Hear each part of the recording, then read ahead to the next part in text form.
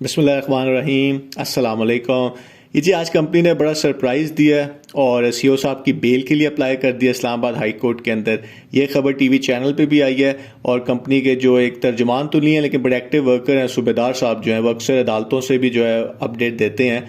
उन्होंने इसके ऊपर एक ऑडियो भी किया है। ये उस टाइम के ऊपर खबर आ रही है जब पिछले 3 दिन से इन्वेस्टर्स का सारा फोकस जो है वो नैब के एग्जीक्यूटिव बोर्ड के ऊपर है कि क्या रेफरेंस फाइल होगा, क्या ड्रॉप कर दिया जाएगा।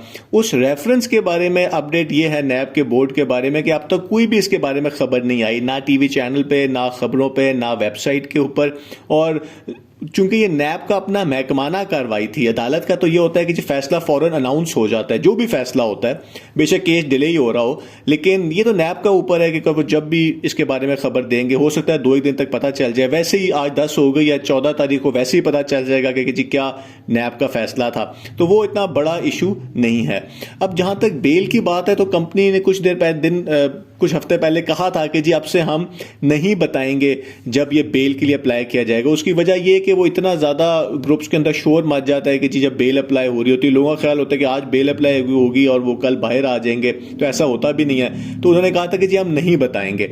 लेकिन एक चीज़ वो ये कहते थे कि जब रेफरेंस फाइल होगा तो फिर बेल के लिए अप्लाई किया जाएगा कि जी हम पहले देखेंगे कि चार्जेस क्या लगे हैं, उसके बाद जो है फिर हम डिसाइड करेंगे और बेल के लिए अप्लाई किया जाएगा। लेकिन ऐसा नहीं हुआ और उन्होंने उस टाइम के ऊपर अप्लाई कर दिया जब 14 तारीख को कहा जा रहा है कि जी शायद रेफरेंस फाइल हो जाए, तो उन्होंने रेफरेंस के बगैर ही फाइल कर दिया, क्योंकि इसमें कोई कानूनी इशू नहीं है कि आप पहले नहीं फाइल कर सकते। आप बेल तो किसी भी टाइम फाइल कर सकते हैं और ये अदालत का फैसला होता है कि जी क्या आपको बेल मिलेगी या नहीं मिलेगी।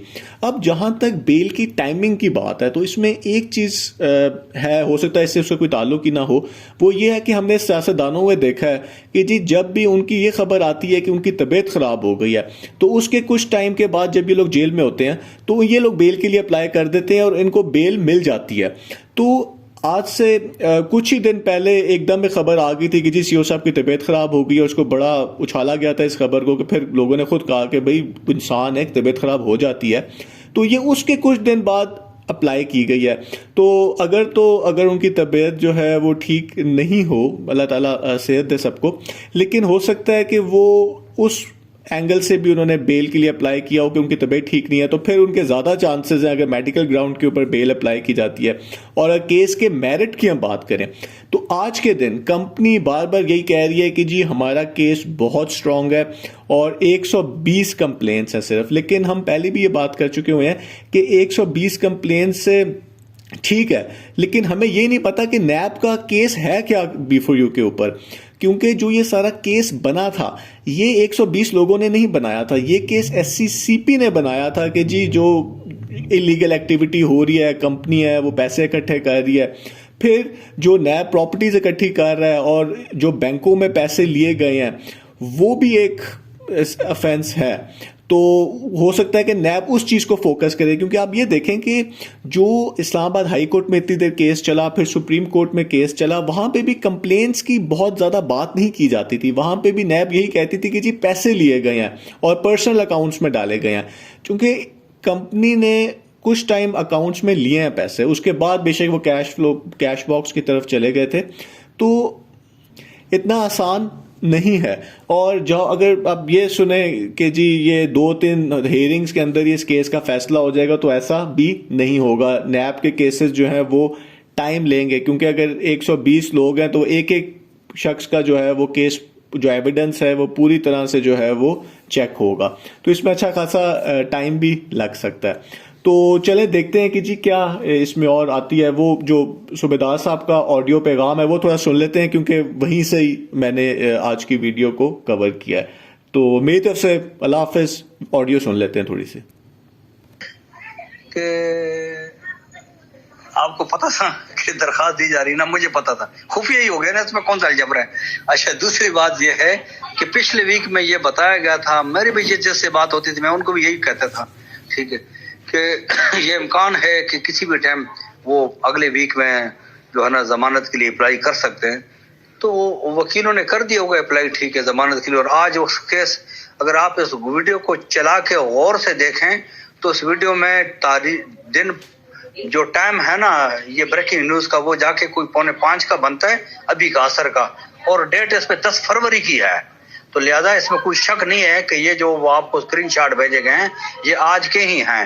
اچھا دوسری بات یہ ہے کہ جو کسی کو نہیں پتا وہ میں اس گروپ میں بولوں گا, ٹھیک ہے, وہ بات میں اس گروپ میں کروں گا. جو ابھی تک بڑے بڑے پہلوانوں کو نہیں پتا وہ میں اس گروپ میں کروں گا. جو ہمارے وکیل کو بھی نہیں پتا وہ بھی میں اس گروپ میں کروں گا. جو کسی راجے مہاراجے اور ملک کو نہیں پتا, ٹھیک ہے, وہ میں اس گروپ میں کروں گا. وہ یہ ہے کہ انہوں نے چلو جو درخواست دی ہے نا, اس پہ میں پہلے بات کروں کہ درخواست ان نے دی ہے, اس پہ انہوں نے آج سماعت کی ہائی کورٹ میں. اور جب سماعت کی, کیس ہمارا نیب کورٹ میں چل رہا ہے لیکن ضمانت انہوں نے ہائی کورٹ میں اپلائی کی اپنے حساب سے, اور اس پہ بڑی مشاورت کی گئی. اس پہ جو ہے نا خود لیگل ٹیم جو ہے نا پچھلے جو یہ ابھی سے پچھلے منگل بدھ تھا, اس پہ خود ہماری لیگل ٹیم گئی تھی وہاں پہ, اور سیف صاحب سے بھی انہوں نے ڈسکس کیا تھا. اور جس دن پچھلی تاریخ پہ اگلی ڈیٹ ملی تھی تو ہمارے وکیل کو سیف الرحمان صاحب نے کافی غصے میں آ کے باتیں کی تھی کہ یہ کیا ڈرامہ یار, ٹھیک ہے, کوئی نہ کسی بہانے سے یہ لوگ ڈیٹ لے لیتے ہیں. آپ یا تو کیس کو منطقی انجام تک پہنچاؤ یا اس پہ کوئی جو بھی کرنے کرو, ٹھیک ہے, یا پھر مجھے آپ چھوڑو. آپ نے شخصی ضمانت لینی ہے, آپ نے پراپرٹی کی ضمانت لینی ہے, مجھے آپ چھوڑو. میں آپ کو 5 دن میں سارا مسئلہ حل کر کے دیتا ہوں. پیمنٹ ہی دینا ہے نا لوگوں کو, مجھے وہ لسٹ دو جو اس میں جو اوریجنل بندے ہیں ان کو میں پیمنٹ کر دیتا ہوں. اور پیمنٹ تو میں پوری SRG کو کرتا رہا ہوں, پہلے بھی کرتا رہا ہوں, ابھی بھی کرتا رہا ہوں, میرے لیے تو کوئی پرابلم نہیں ہے نا, ٹھیک ہے.